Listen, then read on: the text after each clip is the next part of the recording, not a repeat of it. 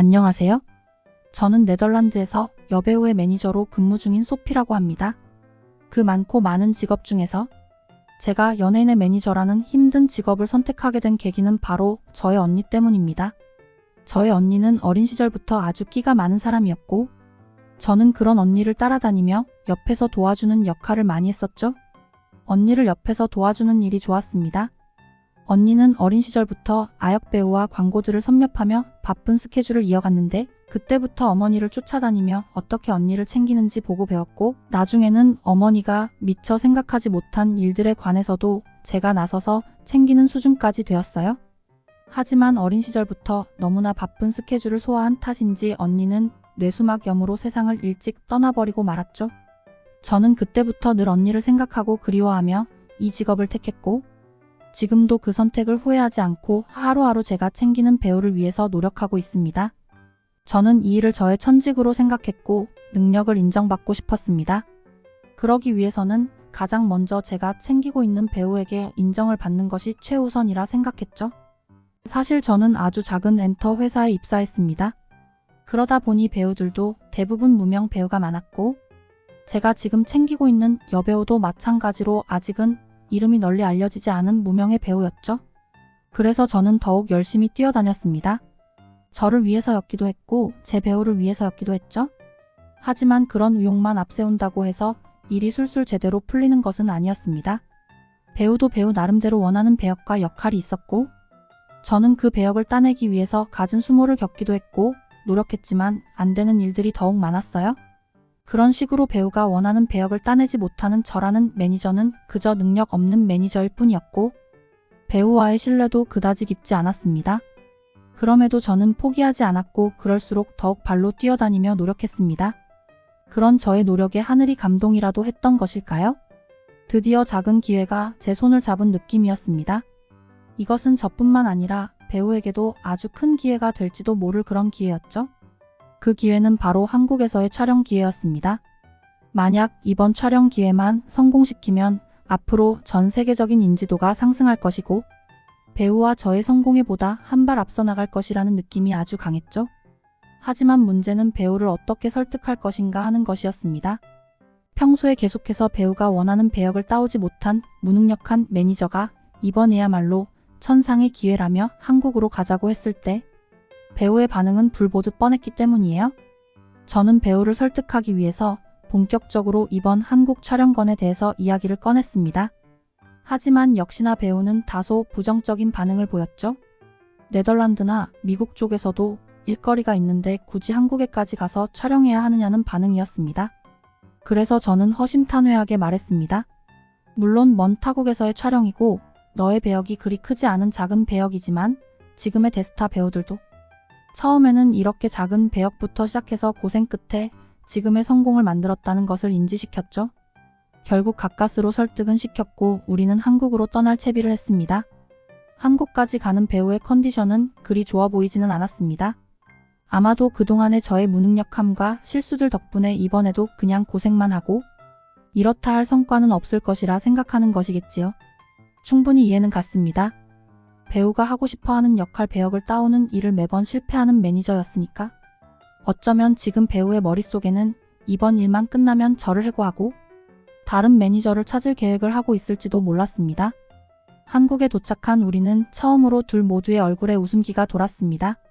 먼 여행길로 인해 컨디션이 좋지 않았고 피곤했지만 한국의 예상치 못한 모습에 절로 웃음꽃이 피어난 것이죠.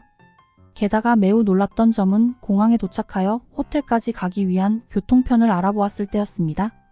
보통 다른 국가들을 방문하다 보면 공항에 도착해서 교통편 시간대가 맞지 않아서 공항에서 노숙해야 했던 곳도 있었습니다. 하지만 한국은 곧바로 지하철역을 이용해 호텔로의 이동이 아주 간편했죠. 그래서인지 여행으로 인한 피로감이 거의 없다시피 느껴질 정도였습니다. 그런데 우리는 기분 좋게 한국에 도착한 지 이틀 만에 아주 독특한 경험을 하게 되었습니다. 사실 저는 이미 알아본 정보였는지라 확인을 해보고 싶은 마음이었고 아무것도 모르는 배우는 저의 믿을 수 없는 제안에 제정신이냐며 인상을 찌푸릴 수밖에 없었죠. 저의 제안은 바로 밤 10시가 넘어가는 시간대에 외출하여 한국의 음식을 먹어보자는 것이었습니다.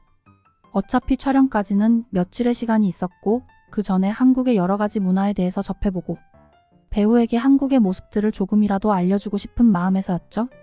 그러다 보면 배우도 한국에 대한 좋은 감정으로 더욱 성숙한 연기를 할 수 있을 것이라 생각했기 때문입니다. 사실 한국의 공항에서부터 한국의 상점들은 네덜란드나 유럽권의 상점들과는 조금 다르다는 것을 눈치챘습니다. 치안 문제 때문에 당연히 있어야 할 경비나 경찰들이 배치되어 있지 않았던 것이죠. 그러한 것들을 보고 어쩌면 제가 알아보았던 것들이 모두 과장된 이야기만은 아닐 것이라 생각했습니다. 그래서 밤 10시가 넘은 시간에 여배우를 데리고 외출을 하게 되었습니다. 물론 이 시간에 경호원도 없이 여자 둘이 나간다는 것에 투덜거렸고 더구나 지금 나가봐야 먹을 식당이나 있겠냐는 투덜거림을 들어주면서 말이죠. 하지만 그녀의 투덜거림은 시간이 지날수록 경악으로 물들었습니다. 그 시간대에 한국 거리는 사람들로 북적이고 있었습니다. 게다가 더욱 놀라운 것은 거리에는 교복을 입은 여학생들도 보였다는 점이에요. 그들은 여태까지 공부했는지 학교 가방을 메고 있었고 편의점에서 식사하는 학생들도 있었습니다. 분단국가라는 곳의 치안이 이 정도로 좋을 수가 있나 싶은 마음이 들었죠. 우리는 그날 한국의 소주라는 술과 설렁탕이라는 한국의 음식을 먹었고 아주 만족하며 호텔로 돌아와 그날의 일정을 마무리했습니다. 그리고 다음날 저는 촬영을 위해 여러 가지 준비를 해야 했습니다. 무명 배우와 매니저답게 아직 모든 촬영에 필요한 장비나 준비물들은 개인이 알아서 해야 했기에 준비할 사항들이 너무나 많았습니다. 생소한 국가에 촬영을 온 것이기도 해서 자칫 잘못하면 촬영에 방해가 될지도 모른다는 생각에 그 압박감은 더욱 심했죠. 그리고 결국 그 사달이 나버리고 말았습니다. 아주 은밀하고 중요한 비밀 문서를 잃어버리고 말았습니다.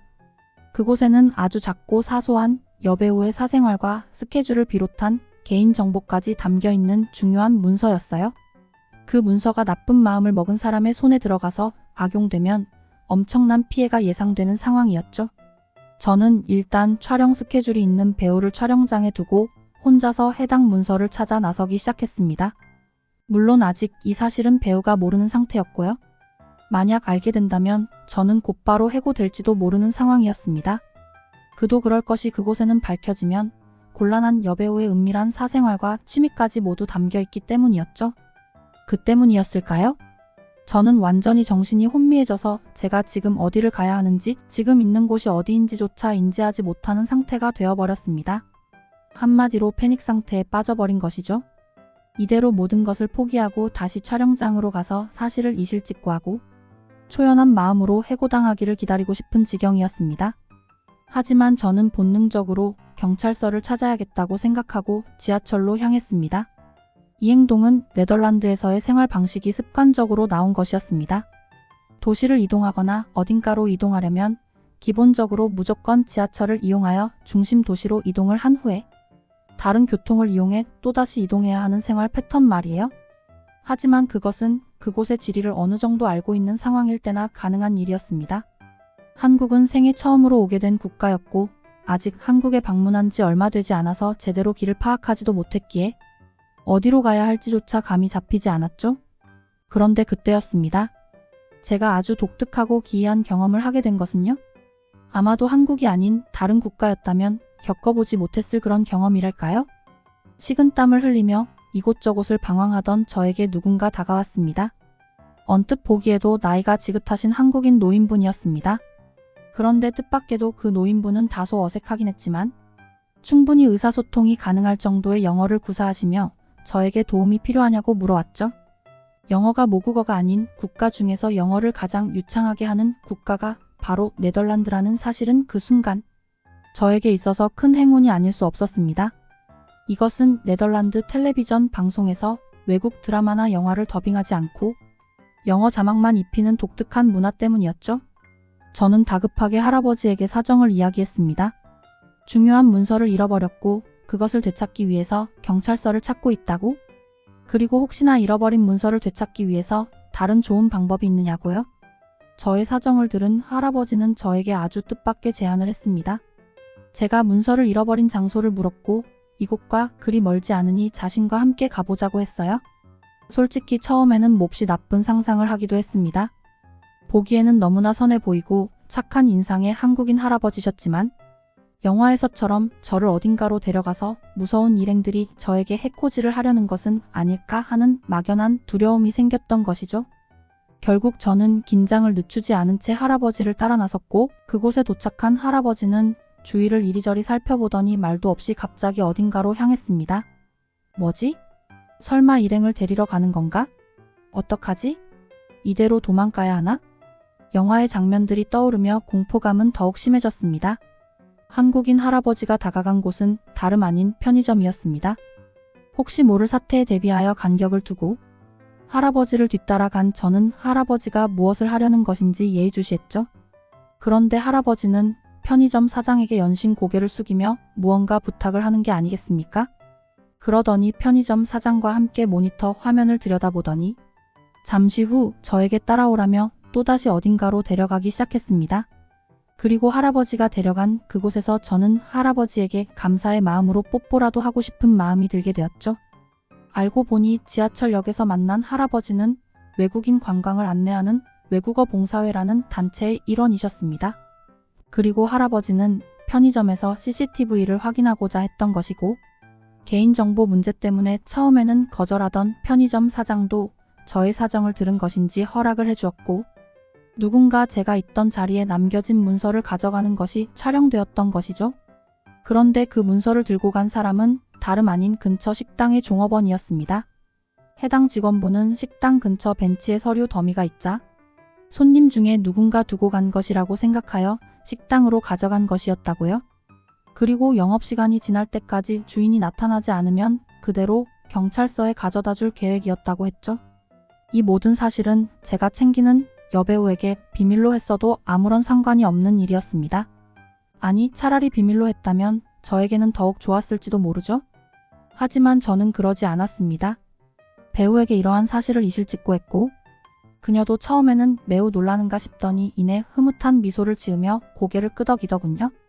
이제야 알겠다면서 말이에요? 그리고 저에게 처음으로 고맙다는 말을 해주었습니다. 나에게 솔직하게 그런 이야기를 해주어서 고맙고 한국이라는 나라에 일거리를 만들어주어 고맙다고.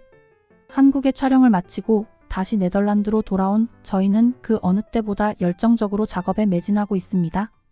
물론 지금까지도 큰 유명세를 얻은 것은 아니지만 지금처럼 하나씩 해내다 보면 언젠가는 그날이 오리라 믿어 의심치 않습니다.